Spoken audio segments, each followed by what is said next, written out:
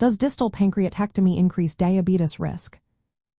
When considering surgery for pancreatic issues, you might wonder if removing part of the pancreas could impact blood sugar control.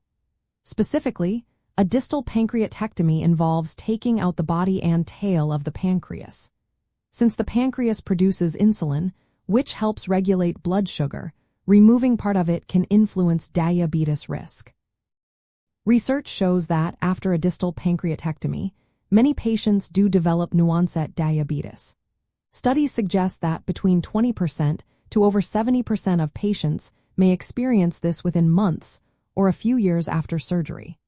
For example, one study found about 70% of patients without pre-existing diabetes develop diabetes 3 years after the procedure.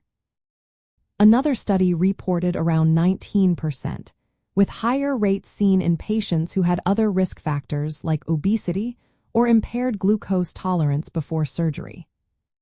The risk increases as more pancreatic tissue is removed because fewer insulin-producing cells remains. The tail and body of the pancreas contain a higher density of these cells, so their removal reduces the pancreas's ability to produce insulin. If someone already has trouble managing blood sugar or has reduced insulin response early after surgery, they are more likely to develop diabetes later on. It's important to note that individual factors matter. Patients with higher body mass index, pre-surgery glucose issues, or pancreatic conditions like chronic pancreatitis are at greater risk.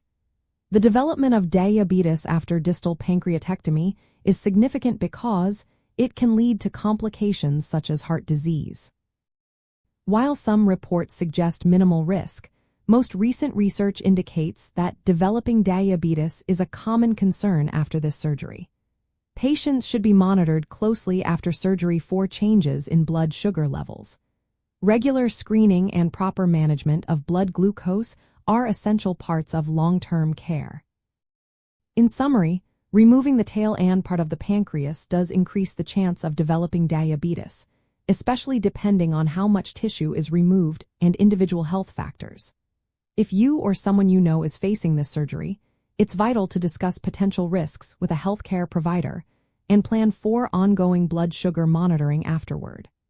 Always seek personalized medical advice to understand your specific situation better.